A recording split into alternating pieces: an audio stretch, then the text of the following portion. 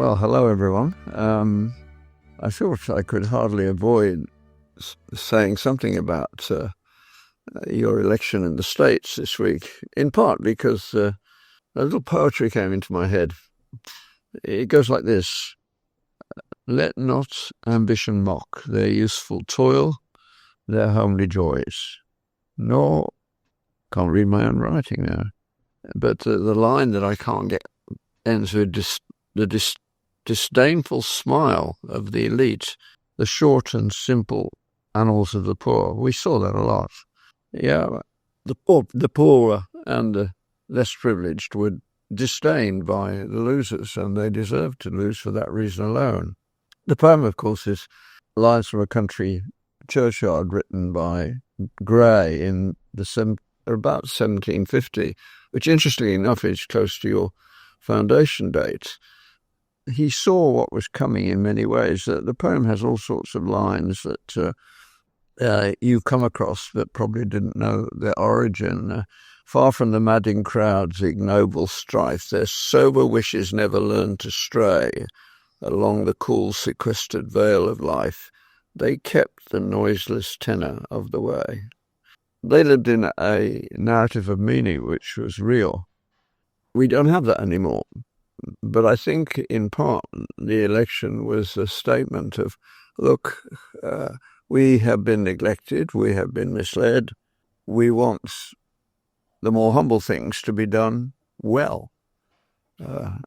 Whether that will happen or not is going to be the interesting things to watch. Let not ambition mock their homely joys, their youthful toil, their homely joys. In the poem, he describes watching a farmer, a plowman, and meditating on his life, including the role that the church played in it, which wasn't very great from the plowman's point of view, except that it provided the background to the whole of life, and therefore they had a way of living which was stoical in many respects, but solid. He describes the ploughman coming home and the children climbing into his lap for an evening kiss. It's beautifully done. The stabilities of rural family life. And of course, he could see it beginning to collapse because he was right at the beginning, writing, 20 years into the Industrial Revolution. Things were changing, and they were changing rapidly. And like poets are always ahead of the crowd, he could see what was happening, and he wasn't altogether happy about it. And obviously, there's a sense in which he was very right indeed. We have lost a lot, and particularly in the area of biblical literacy. The way in which we spoke to one another in those days with an understanding that was deeper than we realized. Roger Scruton spent his life trying to understand this because he went to university, came from a socialist background.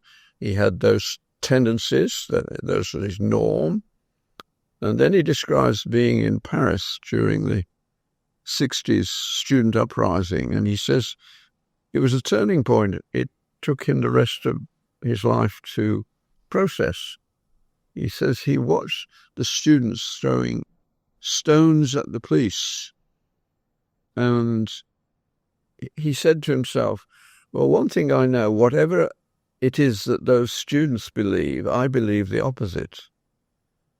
He realized it was important to conserve the goods that we had achieved along the way, and it took a long while to sort that out. And one of the lovely ways in which he expressed it towards the end of his life was to contrast reasonableness, rationality. The liberal elite are always claiming to be rational, but then they end up disagreeing with one another. So either they're not rational or rationality is not the solid thing they claim it to be. What Scruton recognized that for ordinary people, they didn't start from a premise and work to a conclusion. They practiced a reasonableness that was appealed to and recognized. Lewis got it at the beginning of Mere Christianity and saw that it existed in children almost as soon as they could speak.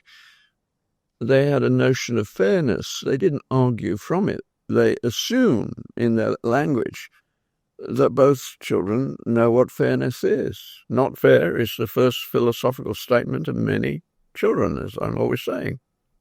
Reasonableness is the way things work in a country that works well.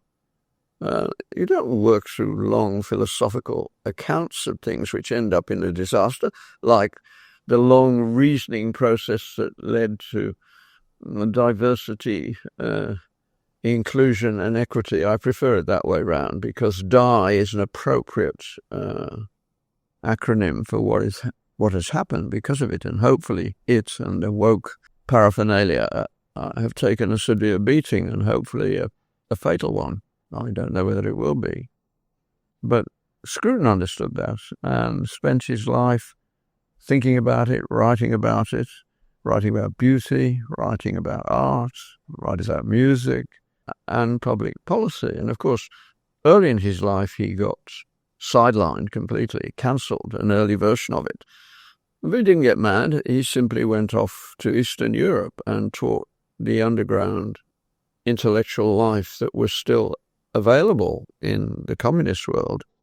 And he's almost a saint in the Czech Republic because of what he did for them in teaching.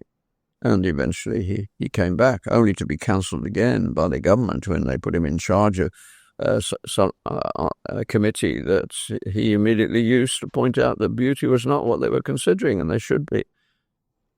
He got cancelled for his efforts. But he's had a great impact. And if you know nothing of him, I do urge you to go and look at his work. Yeah, you could start by looking on YouTube. I mean, people like Douglas Murray, and he had some long discussions on YouTube, hour-long discussions, which will give you a flavour.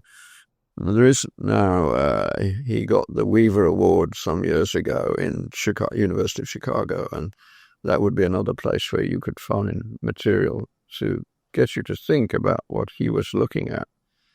His concern was to preserve what England was, and reasonableness is the way it worked. You didn't have a long discussion. I suppose that's okay. You would come to a reasonable solution that both sides could affect. It was a negotiated process, but within it, it itself was built upon a foundation that is best described by common law, the constant, steady evaluation of what the codified law coming down from on high says and whether it applies in this particular situation. So it provided a means of eroding tyrannical power steadily over time, setting precedents, not changing the law, but setting a precedent that would remain until a senior judge said, no, it's not valid. And then it would be, so to speak, capped. In Canada, just recently, we had an absolutely astonishing comment by one of our Supreme Court judges displaying his total disregard for any legal history, saying that nobody bothers with anything before 1960.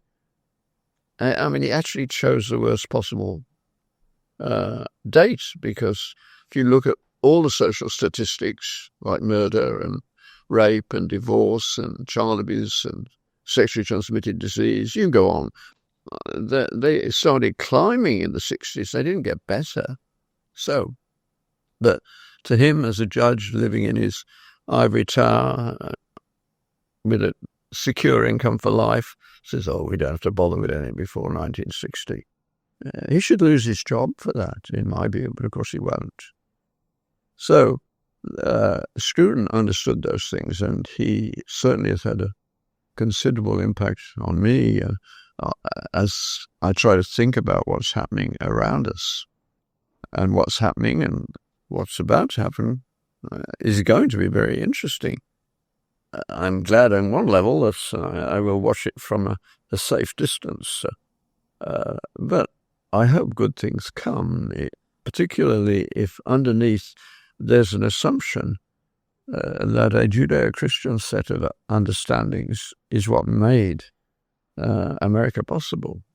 In the 1750s, America was so fortunate, A, that it didn't have the automobile or even a train system of any significance, and yet it had this huge country, an entrepreneurial effort set to work. Every time I drive into Ottawa from where I live, I look at the forest on either side of the road at various points, and I think, how did they do it?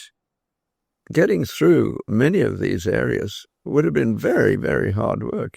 It took the army 6 weeks to cut its way from what's known as Dow's Lake to Parliament, about a 20-minute walk these days. It took 6 weeks when they were building the canal just to cut their way through to find the path. Our founders were incredible people. I mean, I live on a farm that's over 100 years old, about 150 acres. And the boards in a sitting room are 9 inches across, almost certainly cut across from this farm. There was at one stage on the creek a mill of some sort, doesn't exist now. And presumably it was used for that purpose. And they're astonishingly beautiful. I mean, it's rough in some ways, but the colours and the history that's there is amazing. And most people didn't go, once they settled, they didn't go more than 25 miles from their birthplace. Why did it succeed? It shouldn't have done. You now have countries that are blessed with enormous wealth and they can't run anything. What's the difference?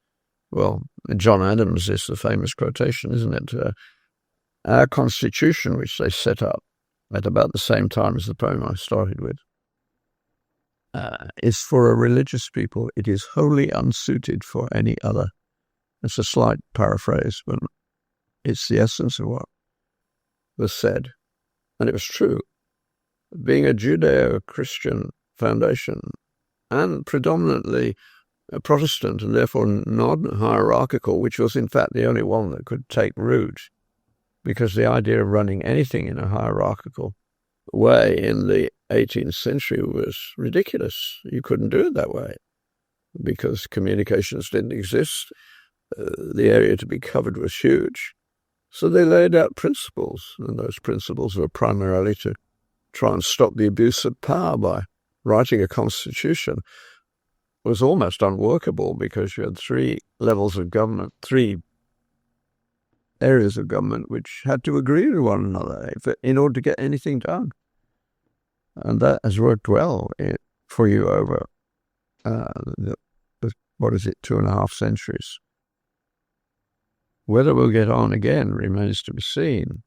But what that gave it, of course, was a whole set of ideas that had been mulled over for nearly 2,000 years at that point. And so going back to the older ones, more than that, because if you wanted to understand public relations, relationships between people in the Western world, you couldn't do much better than starting with the discussion of the Ten Commandments in Deuteronomy and proceeding, as we will later in this video, to the Sermon on the Mount. Astonishing to think that such things would remain when things that we would look on as more important come and go. Technology comes and goes. George Grant, perhaps our greatest philosopher in Canada, once gave a lecture on technology, and at the end of it someone said, "Professor Grant, you don't seem to be very much in favour of technology." And he said, "No, I expect the good Lord to wipe it all out quite soon." Well, certainly it's the Christian view of the end of time as we know it. It's true that will happen. But George Grant understood that we were undermining very important things. In an obscure little book in terms of where it was published, Technology and Justice, there's a wonderful essay. And in it, he gives an example of what I'm trying to drive at the moment about what is acceptable to the humble poor is usually what is moral. You can't run a society without a moral code that's agreed in some way or another. If it's going to be an open society, the communists learned, as Lenin wrote, it would be necessary when we got rid of God to legalize terror. They kept the people in check by the fear of the Gulag. But it didn't work, did it? 75 years and it was over, which is how long tyrannies go on, which is not very hopeful for those who are young at the moment. So we need to make sure it doesn't happen. But George Grant's point was made by asking you to imagine a young man around the 1700s, shall we say, inventing the internal combustion engine and realizing what it could do. I mean, it was a working-class lad who could neither read nor write who built the first locomotive to run on rails. I mean, he'd worked as an assistant in the mines, so he knew how to take a pump to pieces, a steam pump, which was essential to keep the mines dry, and had the bright idea of making a smaller one and putting it on wheels. He had no idea what would be the implications of that thought, especially when he made it work and produced the first commercial rail transport. But in Grant's example, he wants you to imagine a young man in a rural community inventing the internal combustion engine. Now, one of the big problems early on, one of the reasons that agriculture in America produced very healthy families because they grew far more food than they could actually use. So when American soldiers arrived in the First World War, they were just bigger than the Europeans because they were so well fed on the whole. But of course, marketing in a continent the size of America was not something you could easily do. So this young man would invent the internal combustion engine and realize that now, instead of the limits that you could get your goods being how far a horse could go in half a day, now he could do that in an hour. He thought. Certainly it would be true in due course, wouldn't it, from Grant's point of view. So he goes to the elders in this rural community and says, we're going to be rich because I have just invented a machine which will enable us to get our goods to market in the nearest towns in a few hours. And they looked at him and said, do you mean that? And he said, yes. He said, we need to think about this. And one of the questions they would ask, thought Grant, was, this invention of yours, is it safe? And for the purpose of the discussion, he has to say, well, he's prescient, he's a prophet. He says, a few thousand people a year will die in North America because of this machine in due course, but the economy will blossom dramatically. Would those wise men in the village have said yes to the machine? Not if it cost human life. That would have been a price too high to pay. But no, we all pay it without batting an eyelid or, in most cases, ever thinking about it. An astonishing change over a few centuries. But you couldn't imagine separating the ordinary man or woman from their transportation. In the case of most of the men, it's a love affair as well. And we pay the price. We accept it. But in the process, we become different people. We have a different view of the sanctity of life. And we've seen it spreading slowly and slowly. More and more things are now devalued in ways that would have been unthinkable to our great-grandparents, even our grandparents. If you could imagine them turning up to Sunday lunch this week and you tried to explain that 100,000 Canadians and roughly 1 million Americans are sorted before they're born, they wouldn't believe you. Now, of course, what they try to do is to pretend that they're not human. But the smart ones know very well that in terms of the humanity of the fertilized egg, there's no Christian. It's got a unique DNA in it, and left to its own devices, in most cases, it will turn out to be something analogous to you or me. So the smart ones don't want to argue anything about the biology. And in fact, one of the interesting things that's happened over the last little while is the steady recognition that science is not adequate for life. Scientism, everything can be done by science. The sort of silly thing that the COVID administrator said, the science is in, we know what to do. Well, turned out you didn't. And you're not even managing to raise an apology at this stage. There were people who told you got it wrong, and they were right. And they were cancelled, and they've not been compensated. Should be.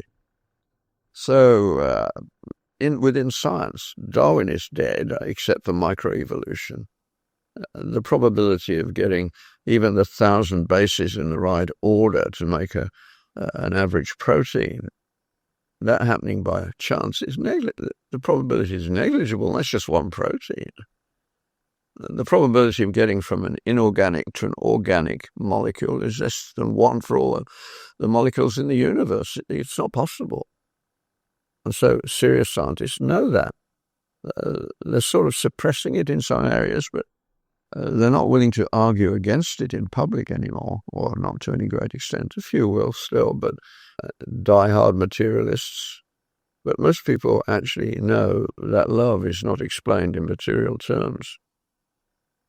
And being jilted by someone who you thought loved you, although there's no material change, it's a very real event, isn't it? Metaphysical reality is real, and science is recognizing it. And, of course, it's not just molecular biology, it's quantum and cosmological physics as well. And as one of them beautifully put it, if someone says to me that they're doing quantum physics and they're not thinking about God, I very much doubt whether they're doing quantum physics. And cosmology is in the same boat, and the Webb telescope is pushing it along at an incredible rate. Ignorance is growing.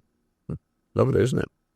So the science area is the safest area to send your children, provided you know who the professors are. If they get the odd dogmatic materialists, you want to steer a course as far away from them as possible. You can't go to safe universities, but you can find out who safe professors are. You have a network. Most of the people listening to this, I'm sure, are Christian. And as Christians, you have an incredible network. When I first heard about everybody is linked by 9 handshakes or whatever the number was, I couldn't believe it, but it's true. I did a thought experiment, so how many handshakes to get to the Pope, and it turned out it was only 2. That was astonishing. When it came to George Bush, who was president, the same evening that I'd begun to think about this at the beginning of the day, I was having dinner with Joe McElhaney at a conference, and he asked me what I was thinking about, and I told him about this, and he laughed, and he said, well, you only need 1 handshake to get to George Bush. I went to school with him. That's the world we live in. We're incredibly connected. Every Christian has someone they know who can get them to any continent in the world in terms of important knowledge. And once you're there, you have another network, and it's incredible. I've never been let down by it. I came pretty close on occasions. I was once dumped illegally in Moscow when I was supposed to transit, and the transit failed, and I wasn't legal in Moscow, but I had to go down to Moscow for the night. And I had 1 telephone number. Of course, it worked. My connections made it, and I got to the airport in the appropriate way the next day. That's our world. We are incredibly connected, but not by technology, although we use technology in these instances, but it's not the technology that connects it. It's what we share in terms of a metaphysical, spiritual world. So what's going to happen in the next little while will be very, very interesting to see. And if the only thing that the Trump group does is to bring it down to everyday stuff and say, what's reasonable for ordinary people? Don't start with your abstruse first premise and then think you can work your way all the way through to everyday life. You can't do that. It was a recognition of this around the same time as your foundation in the 18th century. Before that, getting the sevens in the wrong place. I put the start at 1277 when temporarily the teaching of deductive logic was banned in Paris, and that's where they started to think more seriously about inductive reasoning, which led to the experiment. Experiments, which are the crown jewel of Western science, could only happen in a Judeo-Christian society, one that believes that the ultimate reality is in a God who is a God of order and a God of love and a God of justice. That gives you reason for trusting observation. But if you are a genuine Darwinian and you think everything is a product of chance, then all you've got is statistics, which the social scientists usually do very badly. And so they come up with conclusions that they shouldn't do. I mean, that lovely line where Jordan Peterson cut down Cathy Newman, and she was talking about the fact that women are always paid less than men. And he said, you do know about multifactorial analysis, don't you? Just put hours worked into the equation as well, and now women are earning more than men. No, but the social scientists are still in the dark ages as far as statistics are concerned in many respects. They can create some humility in others and also enable you to work out what is really true and what is not, or what's really worth working with at least. Right. We're still logical, but slowly, as J. Budziszewski puts it. So if we have people who have got some degree of honesty in this area and know how to say, I don't know, that's such an important thing to be able to say.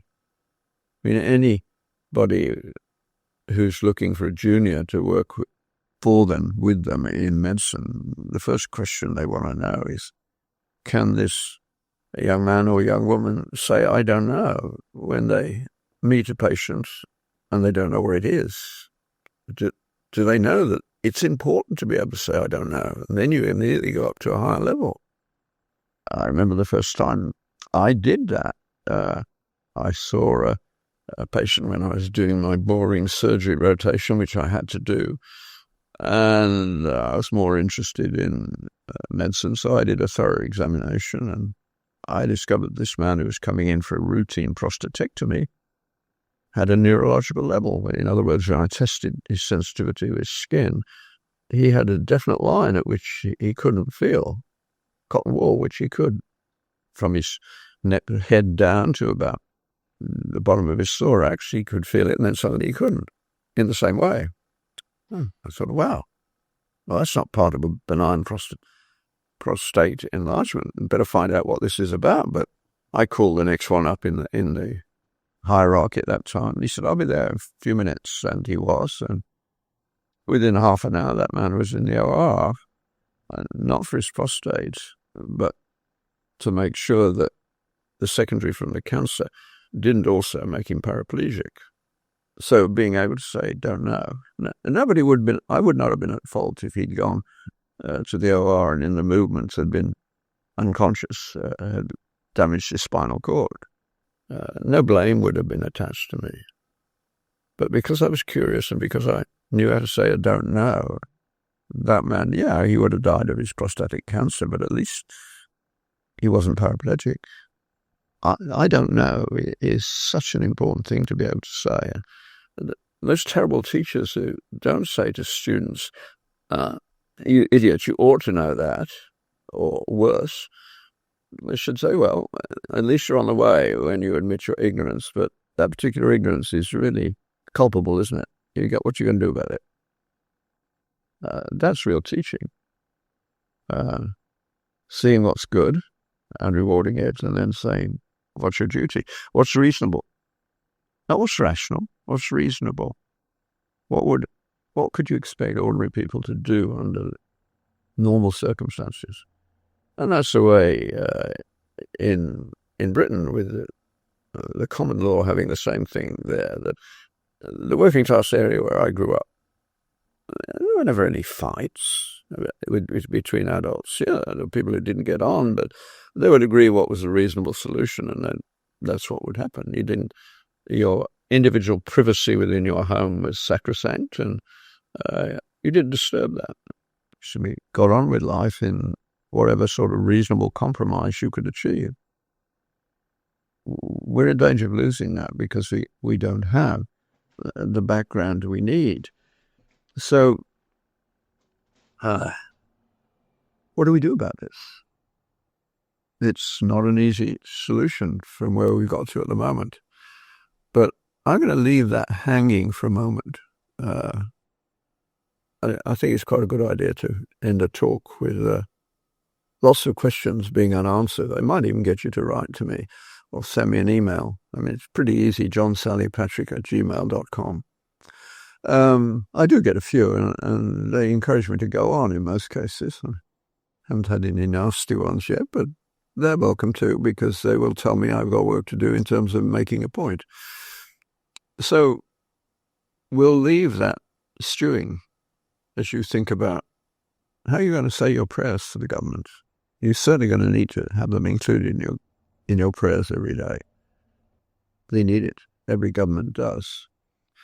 But I want to go on a little further. I've already mentioned Deuteronomy, and so the next bit takes us on from that Ten Commandments about which you're still having arguments. And there'll be a short break, as they say, for advertising or whatever. But what about what Jesus had to say?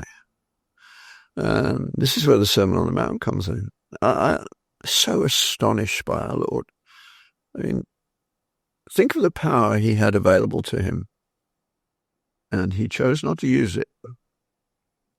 And at the start of his ministry, he decides, in consultation with his Father, that he's going to focus on just a few men and some women who kept the whole thing afloat, I'm sure. They don't get as much mention as perhaps they should, but it was a patriarchal world that he chose to come into. And the first account that we have of his training is in fact a Sermon on the Mount. And I've been going through so far the first three, and we'll move on to the fourth, which amazingly fits in with this political time.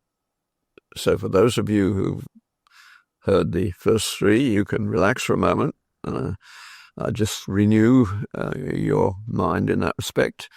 The first one is try and learn to be honest about what's actually going on in your head. Not what you say to other people, but what you're saying and what it says about yourself. Internal honesty is the beginning of discipleship. And of course, the moment you do that, you know we're all in trouble. Chesterton's The Fall is surely the one absolutely true statement that no one can deny that's Christian. We know the good. Doing it is our problem.